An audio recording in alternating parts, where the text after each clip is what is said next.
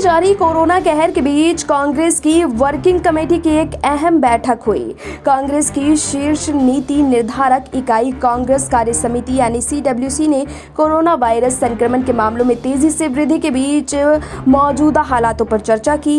इस बैठक में पार्टी अध्यक्ष सोनिया गांधी ने कहा कि कांग्रेस ने हमेशा ये माना है कि कोविड-19 के खिलाफ लड़ाई एक राष्ट्रीय चुनौती है जिसे पार्टी की राजनीति से दूर रखा जाना चाहिए। उन्होंने युवाओं को भी वैक्सीन देने की वकालत करते हुए कहा कि कोविड-19 का टीका 25 साल तक के लोगों को लगाया जाए। कांग्रेस वर्किंग कमेटी की बैठक में सोनिया गांधी ने जमकर मोदी सरकार को आड़े हाथों लिया। उन्होंने कहा कि कोविड-19 की दूसरी लहर ने देश की बुरी तरह से बर्बाद कर दी है।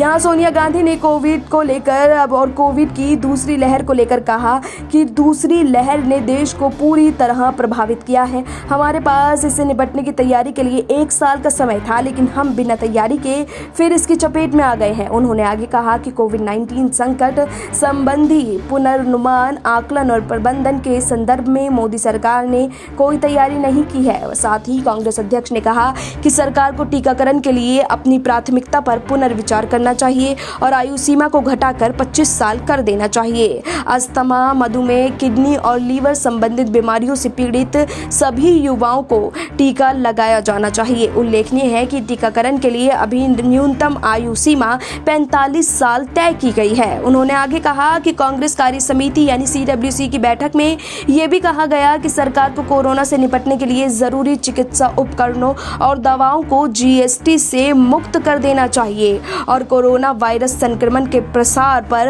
अंकुश लगाने के लिए सख्त कदम उठाने पर गरीबों को प्रति माह 6,000 रुपए की मदद देनी चाहिए। सोनिया गांधी ने बड़ी संख्या में लोगों से कोरोना वायरस संक्रमण की चपेट में आने और रोजाना सैकड़ों लोगों की मौत होने पर दुख जताते हुए कहा कि इस संकट की घड़ी में अपना कर्तव्य निभा रहे स्वास्थ्य कर्मियों और दूसरे कर्मचारियों को कांग्रेस सलाम करती है। साथ ही पार्टी सूत्रों ने बताया कि कांग्रेस अध्यक्ष सोनिया गांधी की अगुवाई में वीडियो कॉन्फ्रेंसिंग के माध्यम से चल रही बैठक में पार्टी के पूर्व अध्यक्ष राहुल गांधी और CWC के दूसरे सदस्य शामिल हुए।